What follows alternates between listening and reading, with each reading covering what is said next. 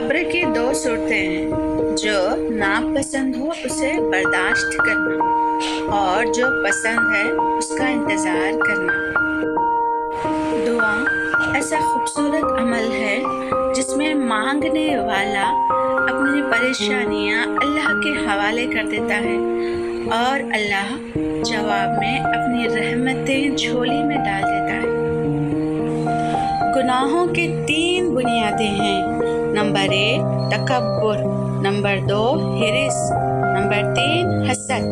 तकब्बुर कुफ्र को खींचता है, हिरिस नाफरमानी को खींचती है और हसद जुल्म को खींचता है। हज़रत अली रज़ी अल्लाह तआला अन्हु ने फरमाया, इंसान जिंदगी में मायूस हो तो कामयाबी भी नाकामी नजर आती है।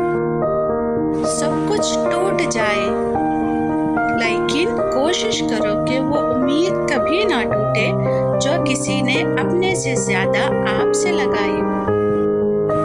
अगर लोग तुमसे मुतासिर हो रहे हैं तो तकब्बुर ना करो, शुक्र अदा करो अपने रब का जिसने तुम्हारे ऐब छुपाकर तुम्हें लोगों में मुअज़्ज़िज़ बना रखा है।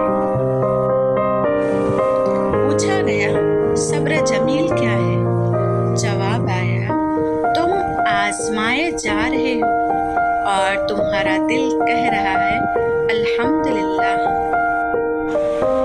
अच्छा साथी वो है जिसे देखना तुम्हें खुदा की याद में मसरूफ़ कर दे, जिसकी गुफ्तगू तुम्हारे इल्म में इजाफा करे और जिसका अमल आखिरत की याद दिलाए।